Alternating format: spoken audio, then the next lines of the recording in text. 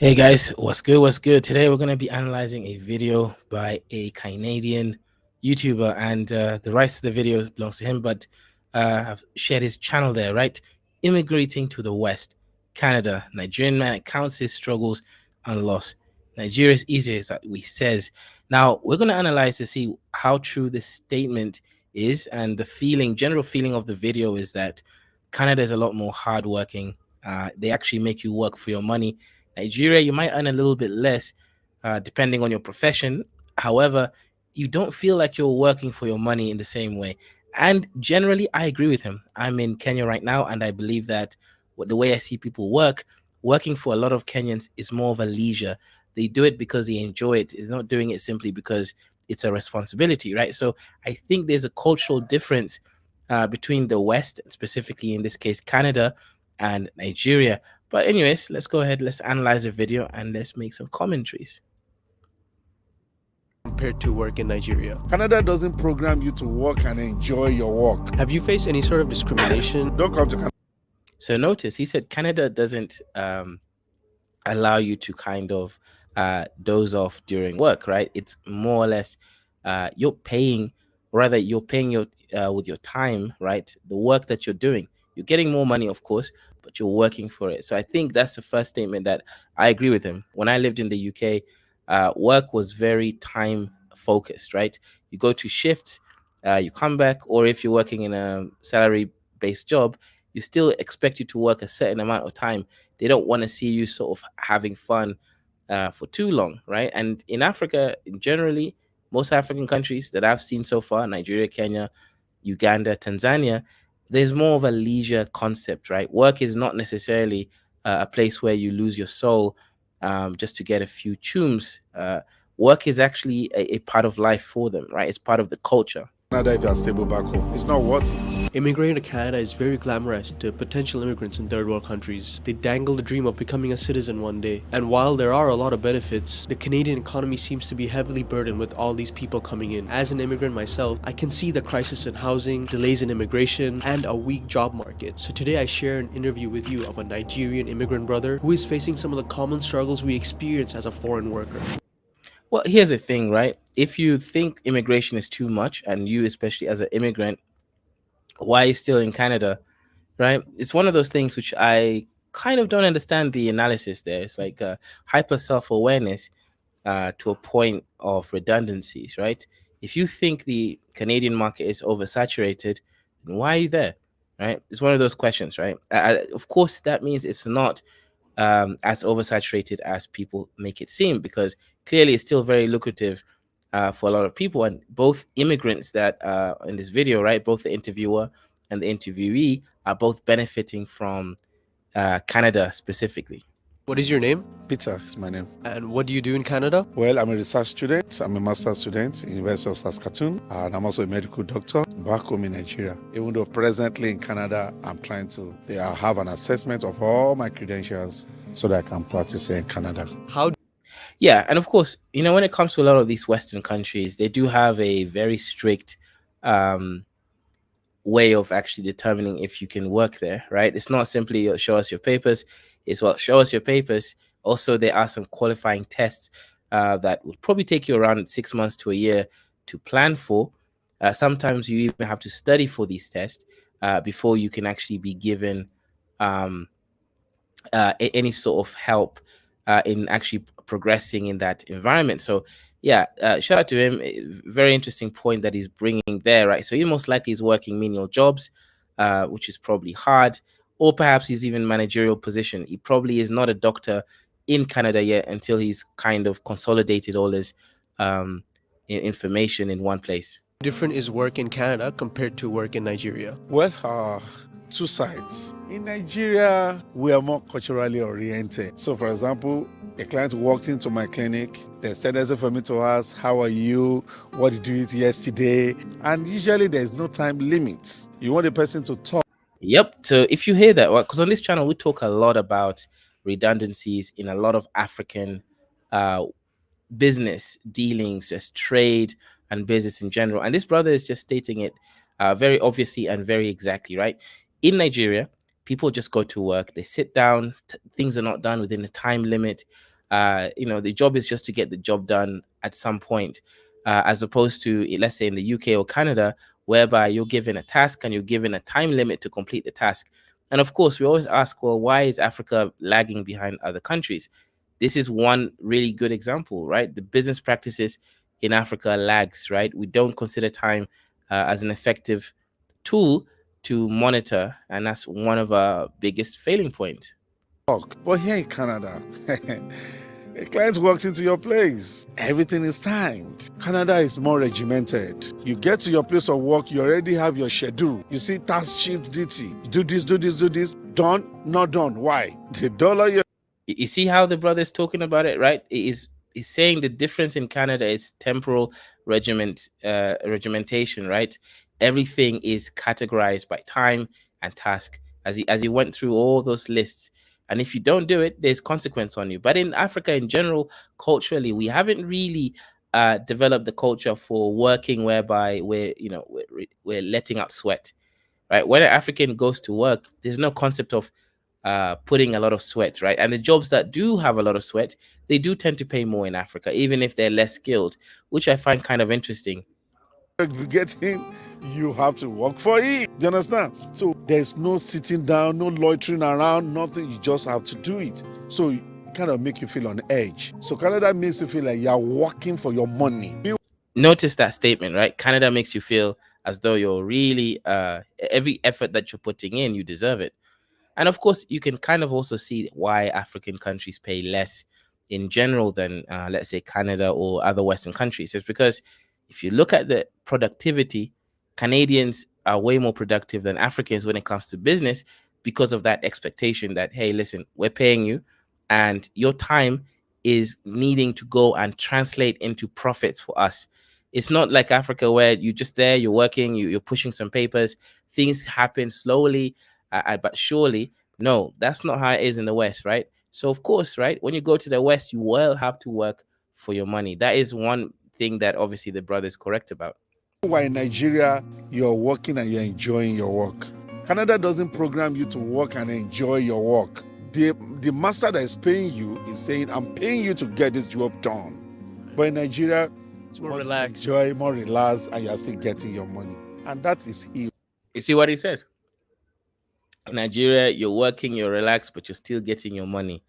And I think this is a perfect example of why things are still very backwards in a lot of African countries. There's really no quality control. There's no control of labor, and the amount of effort goes into it. It's about nepotism, right? Who do you know who can get you access into a certain field? How much do you want to pay? Some jobs in Kenya, for example, let's say you want to be an engineer in some companies, you have to pay someone, the recruitment officer, in order for them to put your piece of paper on the top of the pile. It's not really always about who's the best for the job. It's about who can have basic qualifications, but who can either pay for play. So that's how the system works differently in Africa. Have you faced any sort of discrimination in the workplace in Canada because of your background? Of course, definitely. The first place I worked, I was a supervisor. Even my co-supervisors discriminated against me. Even the staff I had to supervise discriminated against me because they just couldn't imagine that one black man from Africa would come around and then become a supervisor. My colleague. Yeah, probably not the black part, right? Because there's a lot of so-called black supervisors in these countries, Canada, UK, America. I think the issue is African, right? You come there, you have a foreign accent, so they're already assuming so much about you, right? They're like, oh, okay, you're from a country that's poor, economically downrotten, whatever it is. So there's a lot of assumptions over there of you, right? Your accent probably sounds less intelligent to them, etc. So of course the discriminations will ensue. Yes, a little bit sometimes because of the race thing, but I think that's of a smaller reason than the Africa thing, right? The fact that he's actually African, I believe, makes the discrimination much more pronounced. This supervisor will go to the staff and will be asking, how was Peter today? Did he perform? So that was quite huge. I felt it. That's unfortunate. So I had to take it up with the management. I said, no, that's wrong. If you had to give any advice to someone in Nigeria who wants to come to work in Canada, what would you tell them? No, don't come to Canada if you're stable back home. It's not worth it. It's just Okay. Here's the thing, right? Is it worth it to immigrate and travel if you have the opportunity from any place in the world, but specifically Nigeria or Africa to Canada, America, or the UK? 100%. If you can do it, you can afford it. It's not gonna cause you to have to sell all your property back home in order to make that move. I say do it, right? There's nothing wrong with having a global experience that gives you access to the international market, exposure to how business is done in other places, and all of that, right? That will enrich you for the most part, right? So, yeah, this whole thing of telling people not to come, yet you're still there and investing and living and benefiting never made sense to me. So, yeah, 100%. I think what people do is, right, they conflate a few things.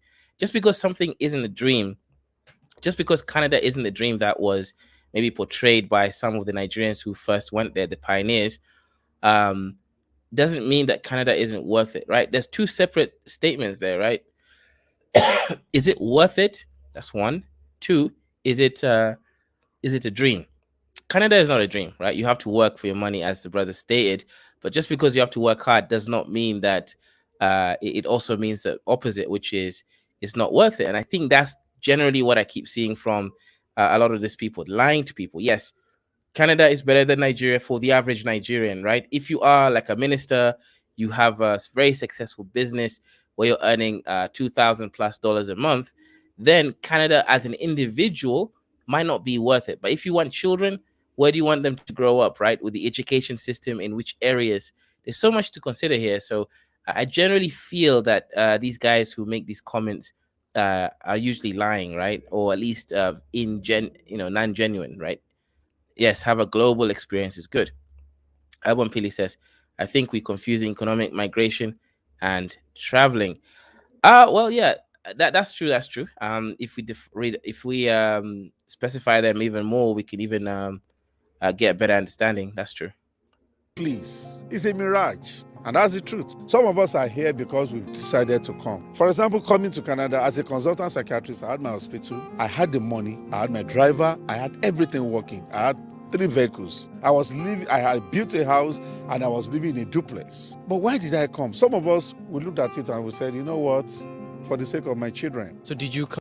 Yeah, good point. So he does get to it actually. He says for the sake of his children, because in general, the Western education is better, right? It's for the most part, right? Unless you can afford very expensive private schools in Nigeria or Africa. Yeah, the average education in Canada is going to be better.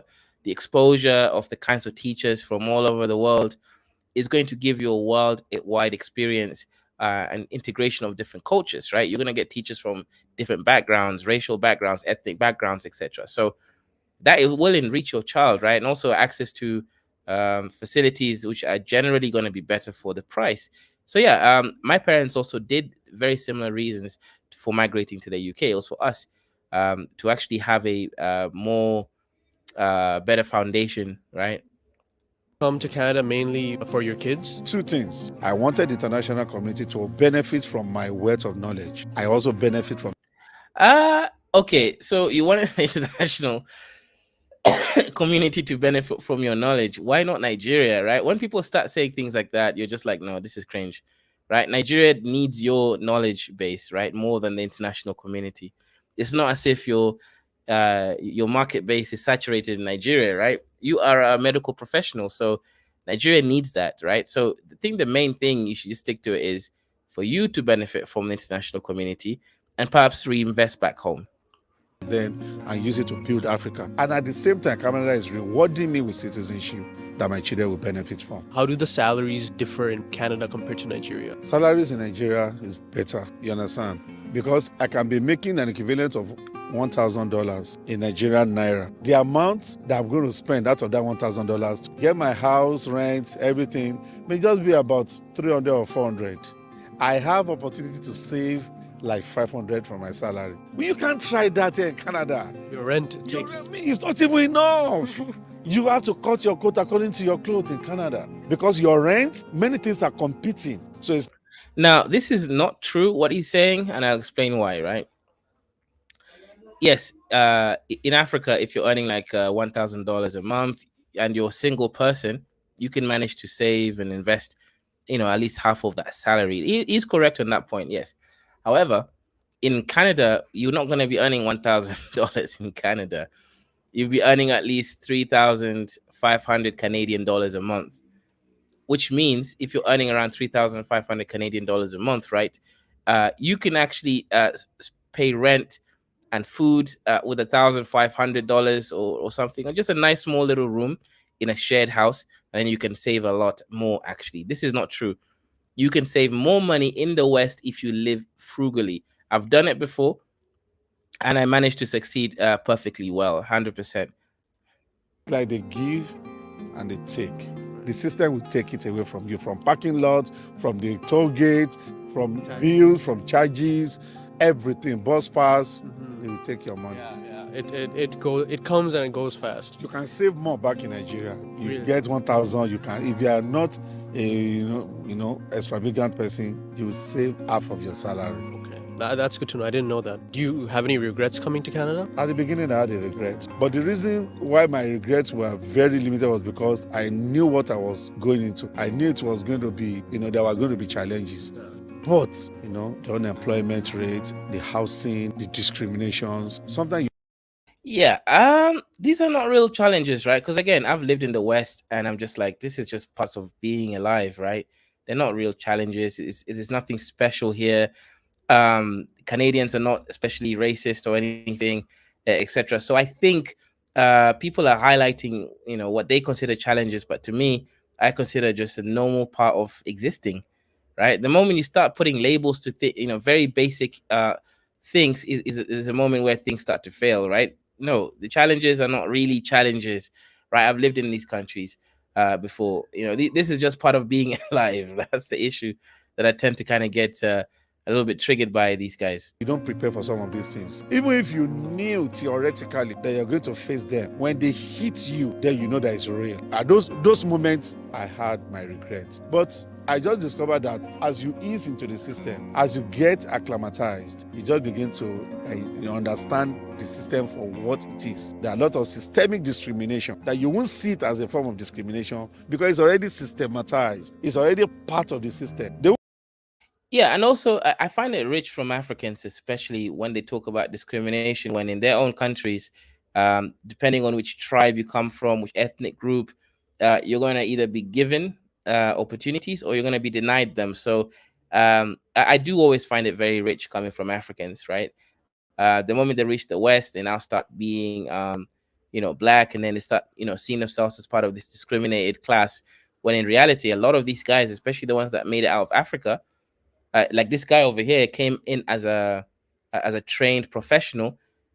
You do have to ask yourself some questions, right? What does it mean discrimination? Because in this country, they discriminate people based on ethnicity.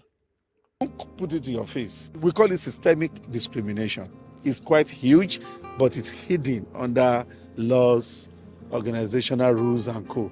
But you will know that it's deeply hidden. But they won't put it and shove it to your face and say, oh, you have been discriminated upon. They'll tell you we are against color, we are against discrimination, we are against bullying and harassment, but it is systemic. So those things you regret. But by and large, when you look at the brighter future, the knowledge you are getting, so for that, I give it to them. Brother, you are.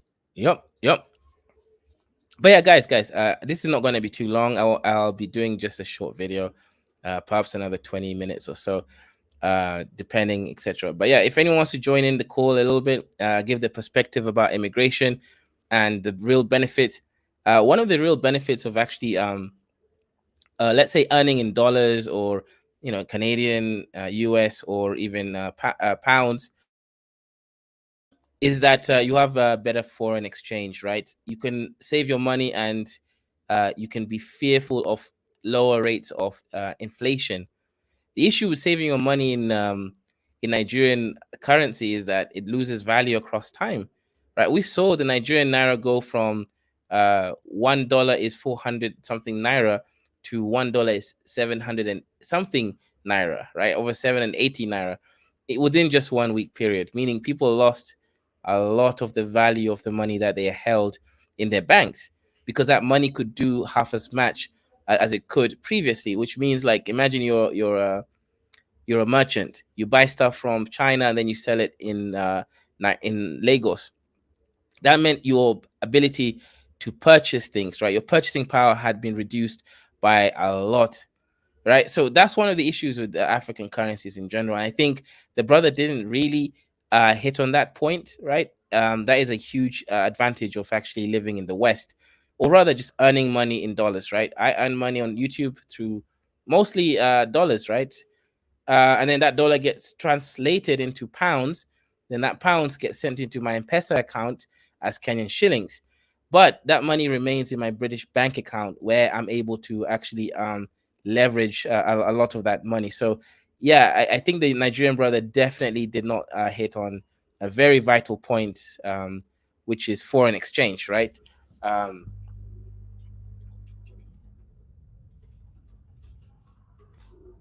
Which I think honestly does have to, yeah, to definitely, definitely have to reconsider a couple of things. We're gonna look at another video on immigration as well, over here, right? It's a DW video. It's a German company, and we're just looking at some of the exactly, right, the young Africans immigrating to Germany and what sort of opportunities they have and what that really means for them, right? Because right now there's a lot of countries that lack obviously a young population to replace the current population. Germany is one of these countries. They're willing to pay people a lot of money to come move in, and of course they're looking for young professionals, right? Africa is a great market, right? It's like it's filled with many people who are high IQ, who need better payments, and of course they're going to come in and they can leverage that, right? So that's what Germany is doing. I'll be sharing the video in a couple of minutes, just so that we can kind of see how this is impacting the German economy and everything. And there is a brain drain as well, unfortunately, on the Africans, right? Because every time Africans leave their country, especially if they're high IQ, that means that is one less high IQ African who can contribute to the economy and change laws, structures, and business infrastructures. There's so much loss basically going on from immigration out.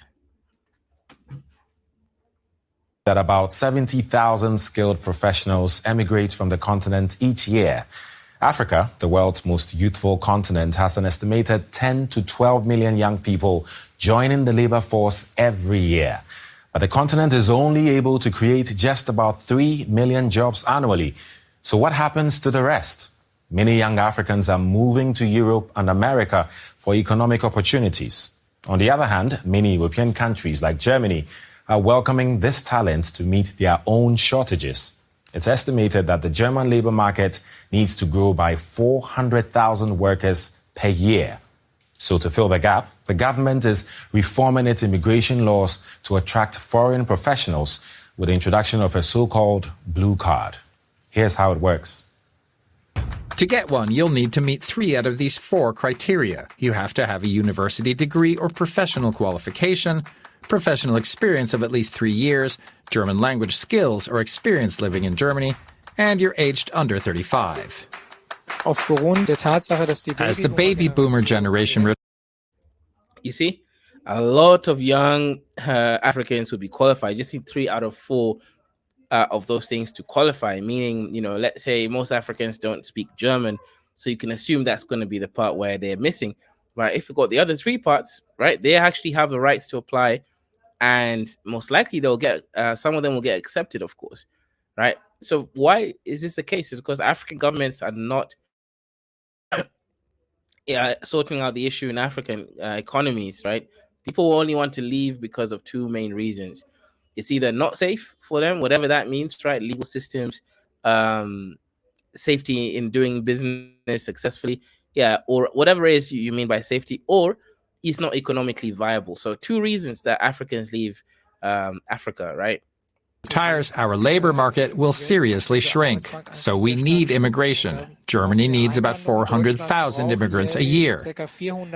And we'll have to make Germany more attractive, especially for highly qualified and skilled workers. Germany's shortage of skilled workers has hit an all-time high. A recent survey found almost 90% of companies that took part were feeling the effects of the shortage. and the vast majority agreed that it should be easier for skilled foreign workers to come here. The German government says the new Opportunity Card will do that by simplifying the current requirements and making them more transparent. But many say there are other issues to tackle if Germany wants to attract foreign workers and retain them. In particular, Germany's heavy bureaucracy means things like changing jobs or bringing your family to join you can become a complicated. Yep. So look, all I'm saying is, guys, if you guys don't sort out your countries and your economies, what you end up happening is a lot of Africans will be moving abroad. And of course, what this means is there is a brain drain, like a real, as a figure stated, over 70,000 skilled professional Africans leave the continent every year. That's a lot of people, right? So when you're looking at those sort of figures, you have to ask yourself, well, how can Africa develop when a lot of their skilled workers are leaving? Nightmare. I have a lot of friends whom I really wanted to come to Germany, but they all decided to go to US or UK just because of all these requirements, because they don't want to struggle. Like, why would they want to struggle if they get around same or actually more salary in other places and without a barrier of a language? Germany was recently ranked the world's worst country for expats when it comes to essentials like finding housing, learning the language, and digital services. And it scored very low on friendliness too. Even if the government can't fix Yeah, of course. Germans are very kind of straightforward people, right? They're not going to, bat around the bush, so to speak. But this is really not just about Germany, right? This is about Africa in general. It's about migrants and what they're bringing to the economy, right? These countries, what they do is obviously they regulate their immigration policies, right? When they think there's too many immigrants, they regulate it down. When they think they need more immigrants, they regulate it by allowing it to be easier. So question really is, right, what are you guys going to do with your population? How are you guys using your youngest worker generation in the world, right? Africa's got that. But right now, a lot of them are unskilled labor force. And the ones who are skilled, well, they don't want to be there, right? Because they want to be somewhere else where they feel that their skills are going to be compensated accordingly. AKA African economies are weaker than other areas. And that's why a lot of skilled professionals would rather leave Africa and go find the opportunities elsewhere.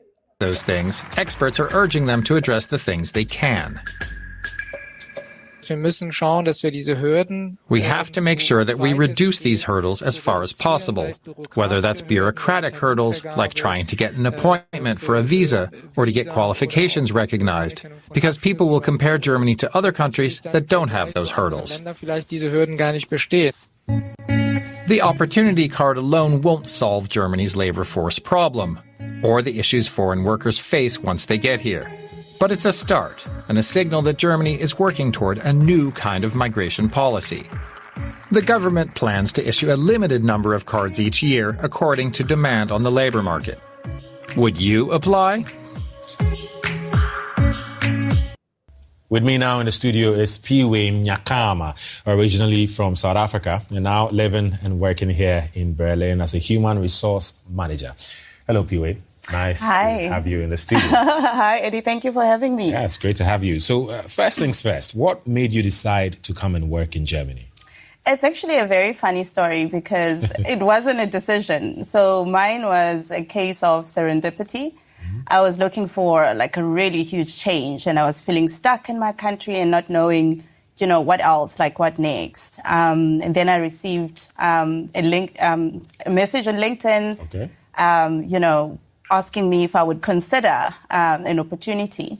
At the time, I didn't even know it was in Berlin. It was so crazy because I was already in the process of looking. I was just like, okay, I haven't heard of this company. Okay, I'll see you for an interview. And that's how my journey began. That's interesting. Yeah. That's a brave move, audacious move to just like respond to that. Yeah, it's not brave at all, right? The brave part would be putting your money where your mouth is, right? Like actually investing in a ticket and etc. and kind of checking if the visa requirements are real. That's the bravery part, right? But just simply responding to a LinkedIn proposal is not really that brave, right? I know they're just doing it for the etiquette, right? But it's really not that brave.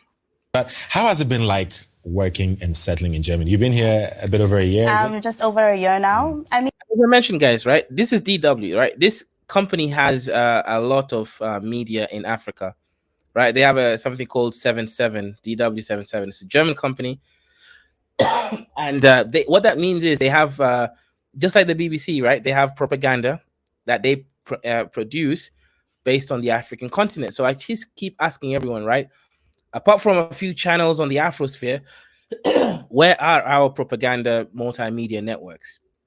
If we don't build them, if you don't support them, and we don't use them, right, for our news and other sort of African-based propaganda on the rest of the world and geopolitics, we are just going to be out here kind of receiving all these other companies, which may or may not have the best interests at heart, right, for us.